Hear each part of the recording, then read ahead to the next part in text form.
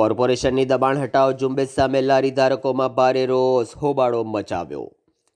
વડોદરા શહેરની મધ્યમાં આવેલ સુરસાગર તળાવ ખાતે વડોદરા મ્યુનિસિપલ કોર્પોરેશનની દબાણ હટાવો ઝુંબેશ સામે લારી ધારકોમાં ભારે રોષ જોવા મળ્યો હતો।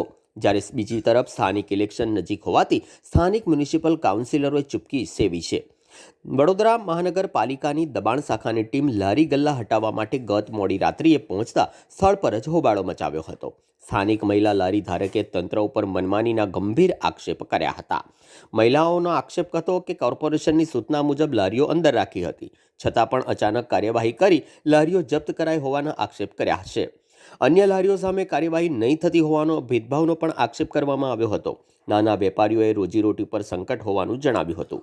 સુરસાગર વિસ્તારમાં તંત્ર અને લારી ધારકો વચ્ચે તણાવ યથાવત જોવા મળી રહ્યો છે। ત્યારે ગત રાત્રે પાલિકાની દબાણ શાખાની ટીમ દબાણ હટાવવા માટે પહોંચતા જ લારી ધારકોએ હલ્લો મચાવ્યો હતો। આ કાર્યવાહીથી બીજી તરફ ટ્રાફિક જામના દ્રશ્યો પણ સર્જાયા હતા।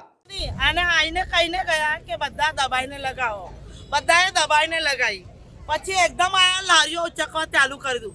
અમારી અંદર લારી રહે છે, કોઈ દિવસ અમને કોર્પોરેશન વાળાએ હેરાન કર્યું નહીં।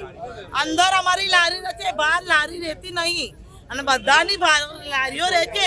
એમને કીધું કે અંદર લગાવો, અંદર બચારાએ લગાવી, પછી એકદમ ઉચકવા નહીં જોઈએ ને। એકને કઈ બાજુ લારીઓ ચાલુ છે, તઈ ચાલુ છે, અમારે બધાની લારી બંધ કરાઈ।